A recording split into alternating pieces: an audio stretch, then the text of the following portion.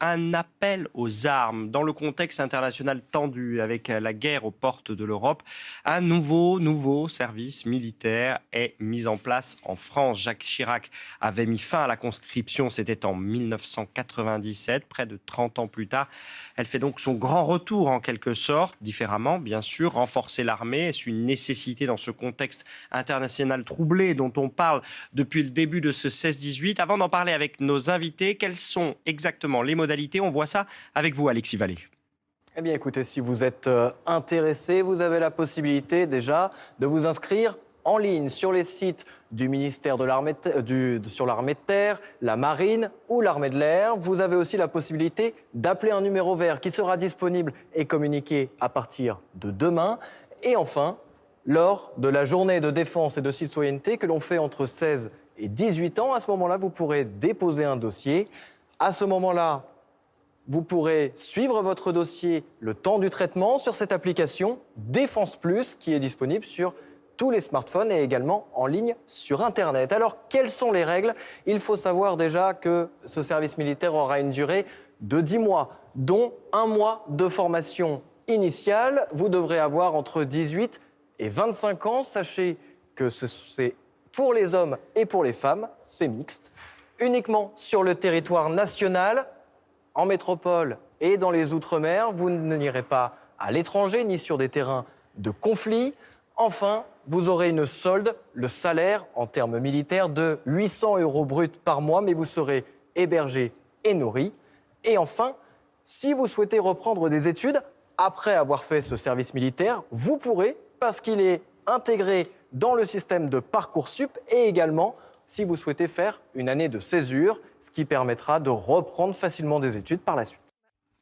Dans ce contexte international, est-ce la bonne réponse à ces temps troublés? On va en parler avec le général Vincent Desportes. Bonsoir. Bonsoir. Merci d'être avec nous, ancien directeur de l'école de guerre, professeur à Sciences Po. Avec Maxime Launay, bonsoir. Bonsoir. Bienvenue. Vous êtes historien, chercheur à l'Institut de recherche stratégique de l'école militaire. Et avec nous également notre éditorialiste politique, Virginie Leguet. Bonsoir Virginie. Bonsoir. Il est un fait, c'est que la classe politique, bon an, mal an, s'est rangée derrière le fait qu'un service militaire, ça n'était finalement pas si mal. Enfin là, on n'est pas tout à fait dans un service militaire classique. Ce n'est pas un service obligatoire. C'est basé sur le volontariat, ça s'adresse, comme ça a été dit, aux 18-25 ans, ça dure 10 mois, et seuls ceux qui seront vraiment motivés pourront après peut-être s'engager dans une carrière militaire. En tout cas, c'est un rapprochement entre les jeunes et le sentiment de peut-être un jour... Patriotisme. Oui, voilà, de devoir se battre pour le pays, de la défendre au nom des valeurs que représente la nation dans laquelle ils vivent.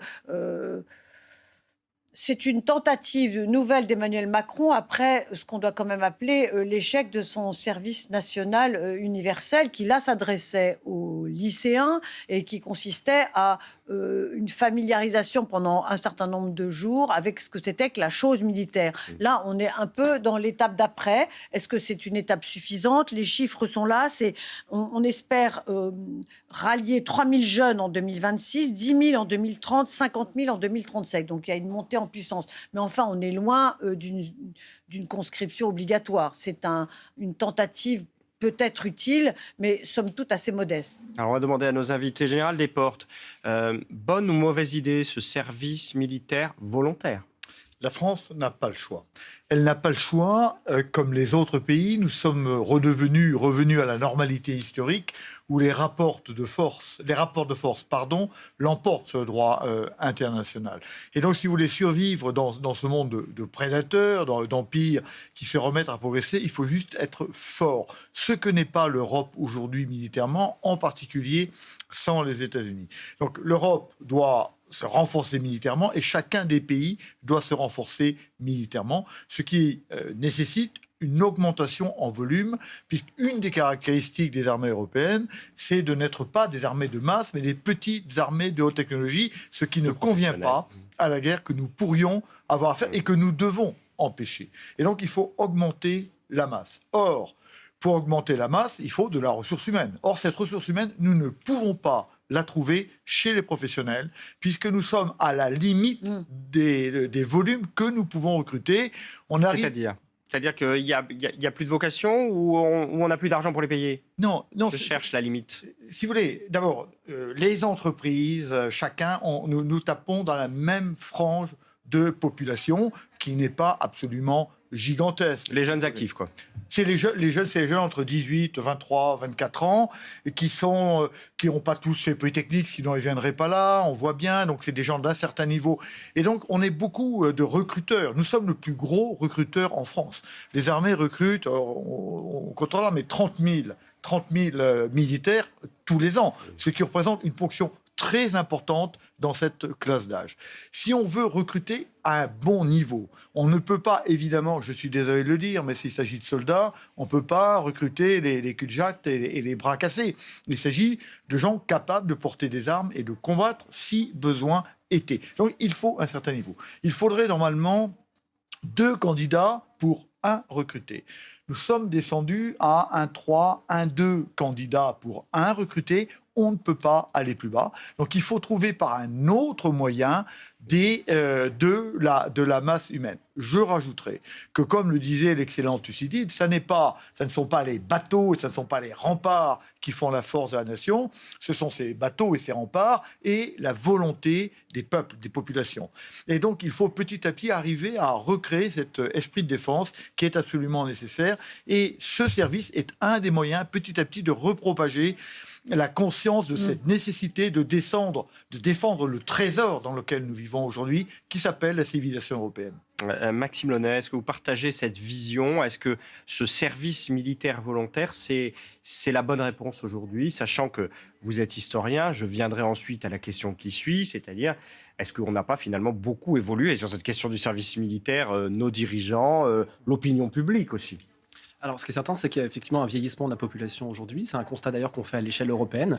Le continent européen est un continent de plus en plus vieux. Et donc, il y a nécessairement des tensions sur le marché du travail qui amènent les armées à se retrouver en concurrence avec les entreprises. Et donc, c'est un moyen, je pense, d'élargir la gamme de l'offre pour recruter plus de jeunes.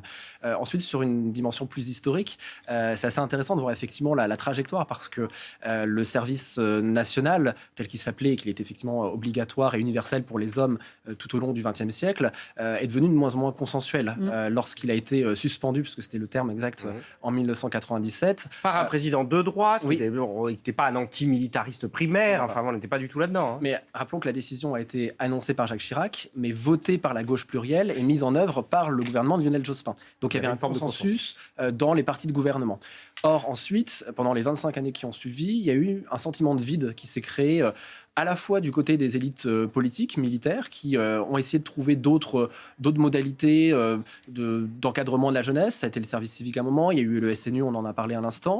Et puis, il y avait du côté aussi de l'opinion publique le sentiment que finalement, ça n'était pas une bonne décision d'avoir supprimé le service militaire, mais pas d'ailleurs forcément pour des raisons militaires. Que pour des raisons sociales. Oui, exactement, en disant cette jeunesse en perdition. Donc, c'est d'autres types de discours.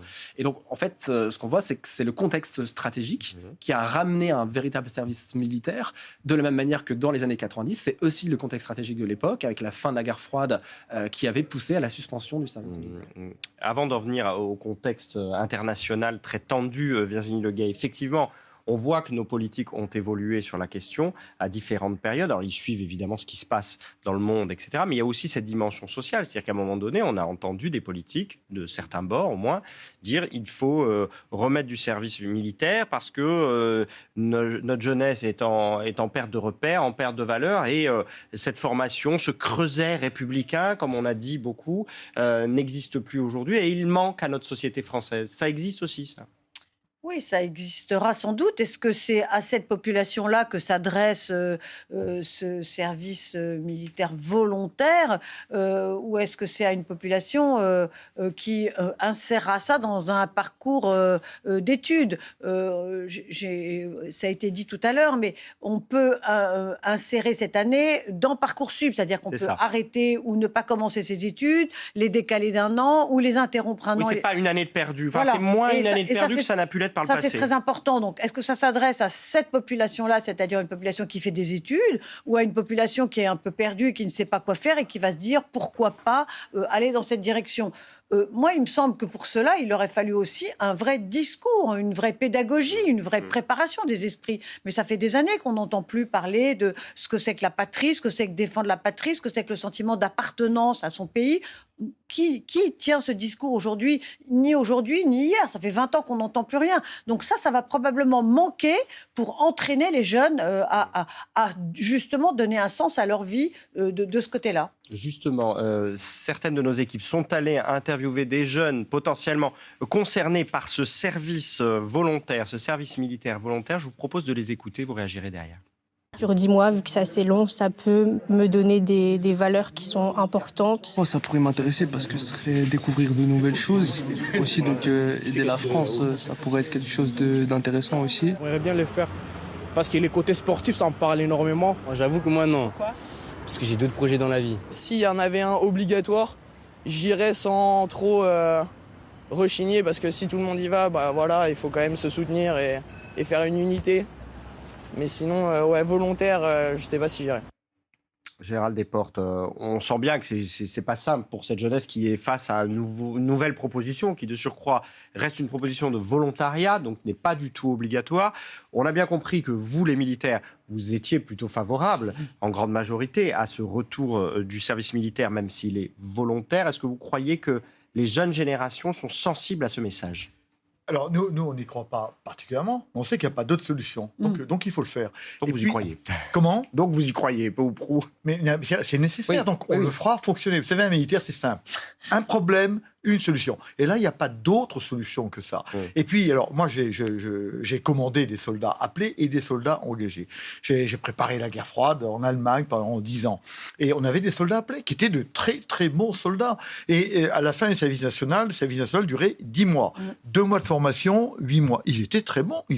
Donc, avec ces soldats appelés, si on en fait des soldats, ce qui n'est pas encore le projet actuel. Mais en tout cas, ce sera une très bonne armée. Il n'y a pas de difficulté avec ça. Alors, les sondages sont aussi assez clairs. Plus de, je ne sais pas, vous savez mieux que moi, mais 70% des Français se disent finalement favorables à ce service militaire. Alors quand, évidemment, le président Macron s'est un peu brûlé les doigts avec l'affaire du SNU, qui avait un grand tort, ce n'était pas un service comme celui-là, c'est un service qui était fait pour les gens qui rentraient, alors que ça, c'est un service qui est fait pour la France. Donc, il est quand même d'une nature assez différente. Et assez voisine de l'ancien service militaire qu'on a connu, hormis son côté volontaire. Hormis ce côté volontaire, et hormis, il a été dit que pour l'instant, il ne s'agissait pas de former des soldats de première ligne, mais plutôt de deuxième ligne qui appuieraient les soldats de première ligne. Mais je continue de répondre à votre question. Les armées, les instituts de sondage ont vérifié cette faisabilité-là. On n'a pas présenté au président de la République un projet qui ne marcherait pas. Et les armées, tout le monde sait que ça va fonctionner. Mais on est prêt, Maxime Launay. On aura plus de volontaires que de place. On est prêt. L'armée, vous avez la possibilité de me le dire, vous l'historien, mais l'armée, elle avait quand même liquidé un certain nombre de casernes, un certain nombre de lieux et aussi sûrement de formateurs qui étaient chargés du service militaire. On parle de 1997, c'est loin ? Oui, pendant les 25 dernières années, on a cessé de fermer des bases militaires. Les budgets militaires, alors ça a changé depuis 2017, mais ont été largement rabougris. Ces casernes ont été vendues, elles ont été affectées à d'autres missions. Et donc, nécessairement, il va y avoir une ambition importante, c'est-à-dire comment on va accueillir ces jeunes. Le dispositif est graduel, on l'a dit, c'est 3 000 cette année, 10 000 dans quelques années. Donc 50 000 en 2035. Voilà. Par ailleurs, on a aussi les traces par le passé de volontariat qui existait dans l'armée. C'est ce qu'on appelait le VSL, volontariat service long. Ça a été mis en place par la gauche dans les années 80. Et donc ça existait déjà, ce type de volontariat, au sein même du service militaire. C'est un peu particulier. Pour autant, on était loin des 50 000 à l'époque. On était plutôt autour de 20 000. Donc c'est plutôt cette marche très haute qui m'interroge un peu du fait de l'histoire, je dirais. Vincent Desportes, l'armée française est prête à accueillir ces nouveaux volontaires ? Pas du tout. Et c'est bien pour ça que c'est une montée en puissance entre maintenant et 2035. C'est pour ça que des budgets sont affectés.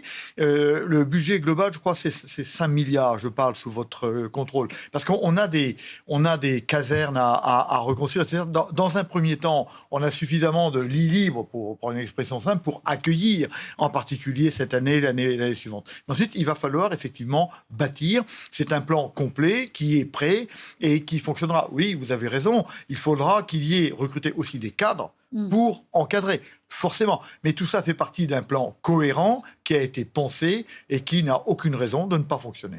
Maxime Launay. Je crois que le plus gros défi, c'est plutôt la suite. C'est-à-dire que ces jeunes, lorsqu'ils auront fait leurs 10 mois de service, Voilà, qu'est-ce qu'ils feront ? qu'est-ce qu'ils feront ? Et donc, l'idée, et je pense que c'est très intéressant par rapport aux ambitions de la loi de programmation militaire, c'est de les verser dans la réserve, ce qu'on appelle la réserve opérationnelle. Et donc, tous les ans, progressivement, on va avoir cette réserve augmentée mécaniquement. Mais on sait bien que la réserve a toujours été, pardonnez-moi l'expression, la dernière roue du carrosse. Il faut peut-être expliquer ce qu'est la réserve. La réserve, ce sont des militaires qui ne sont pas d'actifs. C'est-à-dire qu'ils ne font pas carrière, ils ont une vie professionnelle dans le monde privé, dans la fonction publique, mais ils consacrent quelques jours, quelques dizaines de jours tout au plus dans l'année pour des missions dans une caserne où ils sont affectés. Et donc, c'est des personnes qui ont envie de s'engager, mais qui ont une vie normale par ailleurs. Donc on va faire grossir les rangs de la réserve, mais est-ce que ça a vraiment une utilité opérationnelle très concrète ? Oui, tout de même, parce que ce sont des gens en général qui ont des compétences à apporter. Et c'est aussi, d'un point de vue budgétaire, très intéressant pour les armées parce qu'ils n'ont pas ensuite à gérer les traîtres et les pensions des militaires. Donc c'est aussi un enjeu de ressources humaines, je dirais. Le problème, voilà, c'est comment on va vraiment prendre en compte et gérer ces réserves à l'avenir, alors que les moyens, généralement, pour les réservistes sont assez dérisoires. Virginie. J'entends bien la volonté de recréer des hommes, de reformer des hommes capables de recréer une armée. Mais est-ce que là, on n'est pas au milieu du gué ? C'est-à-dire qu'on fait une petite tentative, somme toute modeste, basée sur le volontariat. Est-ce qu'on n'aurait pas gagné à expliquer que la menace de la guerre se rapprochait chaque jour, ce qui était impensable il y a 10 ans ou 20 ans, mais ce qui aujourd'hui est réel, et à franchir un pas supplémentaire qui était de dire, on va recréer quelque chose d'obligatoire. On entendait un jeune dire, si ça avait été obligatoire, j'y serais allé, c'est pas obligatoire, je vais m'en passer. Alors, C'est l'étape d'après ou... Autrement dit, il y a un côté pédagogique qui est, on vous propose quelque chose d'assez modeste, ça veut dire que peut-être l'urgence n'est pas telle, qui est peut-être presque dissuasif. Alors, si vous voulez, c'est une mesure qui a été prise. Je crois que c'est une mesure en fonction des conditions de température et de pression. Il est clair qu'on pourra revenir en arrière, je n'y crois pas, et que, ayant lancé cette affaire-là, elle pourra progresser. Si on prend, l'historien est à ma gauche, mais l'idée de la levée en masse au moment de la Révolution, etc., on a eu des hauts et des bas. Oui. Et au fond, les armées ont toujours, ont toujours adapté leur format au contexte international. On pourrait imaginer que ça soit l'embryon d'une future conscription, donc obligatoire ? Oui, bien sûr. Alors pourquoi n'a-t-on pas fait ? La première des raisons, c'est qu'on n'en a pas besoin. Et pas les moyens. Il y a deux choses. D'abord, pas besoin. C'est-à-dire qu'on n'a pas besoin de 800 000 jeunes femmes et jeunes hommes directement sous les drapeaux, prêts à combattre. On n'en a pas besoin. Deuxièmement, ça commence à représenter des sommes qui seraient absolument considérables. Oui.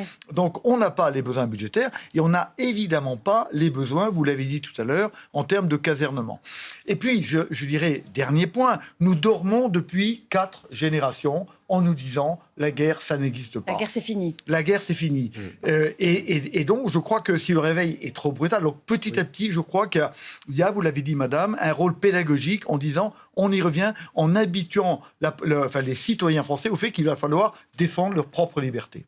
Maxime Launay. Je crois que cette question de l'obligation, elle n'est pas évoquée en France pour l'instant parce que nous ne sommes pas dans la même situation géographique et historique que nos amis européens. Lorsque vous regardez ce qui se passe par exemple en Pologne, la Pologne a établi un service militaire volontaire en 2022. Ou en Finlande, non ? La Finlande a toujours conservé son service militaire parce qu'ils se souviennent de qu'est-ce que c'est faire la guerre aux Russes. Et donc, pour le coup, ils l'ont conservé. Les Allemands vont avoir un service militaire volontaire comme nous cette année. Et en Pologne comme en Allemagne, ce qu'ont dit les chefs d'état-major ainsi que les ministres de la Défense, c'est que eux laisse la potentialité, la possibilité d'un service militaire obligatoire. En France, on ne l'a pas dit parce que je pense qu'on ravive dans ces cas-là quelque chose qui est très puissant dans notre histoire, qui est l'imaginaire de la mobilisation. Or, la mobilisation, c'est 2 moments dans notre histoire. C'est 1914, c'est 1939, c'est-à-dire 3 millions en 1914 et 5 millions d'hommes en 1939. Or, notre situation aujourd'hui n'est pas celle d'une invasion imminente de la Russie aux portes du Rhin, vous voyez. On le souhaite, en tous les cas. Voilà. On sait qu'il y a une mobilisation en termes, notamment, je parle sous votre contrôle, Virginie, d'économie de défense. Le président de la République a souhaité qu'il y ait un budget de la défense qui soit renforcé, qui soit augmenté. Néanmoins, avec ce service... Ma question va être directe, mais avec ce service militaire volontaire, est-ce qu'on ne joue pas petit bras ? Je veux dire que je suis à l'antenne depuis maintenant 2 heures. On a parlé de la situation terrible de l'Iran. On a parlé des soubresauts, de la vision de Donald Trump. Encore aujourd'hui avec Cuba, hier avec le Groenland, avant-hier avec le Venezuela. On s'inquiète des appétits de la Chine, de la situation en Ukraine, Général Desportes. Est-ce que franchement, ce n'est pas trop peu ? Alors, vous avez noté que cette situation, elle s'est emballée là, depuis d'ailleurs le fait de la prise de décision. Mais la France dit 50 000. Si ça passe à 100 000, je sais, ça relève peut-être même pas du domaine législatif. Enfin, c'est une décision qui est facile à prendre. Réglementaire, quoi. Et voilà, je crois qu'on fait un premier pas. Il va falloir aussi quand même que tout le monde apprenne à travailler, retrouver des cadres, comment on forme des appelés. Et donc, moi, je crois que c'est bien de commencer pas trop gros pour pouvoir ensuite se lancer de manière plus large si le besoin en était. Mais vous avez raison et merci de préparer vos téléspectateurs à cette possibilité. Il est très probable. Je crois que tout le monde s'inquiète un peu de la situation internationale. On a raison. On est revenu au monde des empires, au monde des prédateurs. Et nous, Européens, dans notre candeur, et nous sommes toujours dans notre naïveté par rapport au paradis que nous croyons éternel. Et là, s'il n'est pas éternel, il faudra le défendre. Merci à tous. Et donc, début de cette campagne de recrutement pour ce service militaire volontaire dès demain partout en France. Tout de suite, Tout est politique avec Myriam Ankawa qui reviendra sur la révolte iranienne. Vous voyez ces images, la répression du régime contre les manifestants est terrible. Et puis tout de suite, le JT Monde, parce que de l'autre côté du globe, ça n'est pas plus simple. Et il y a des mobilisations pro-Maduro du côté du Venezuela. Je vous retrouve le week-end prochain à 16h, vendredi, samedi et dimanche. Très bonne soirée à tous.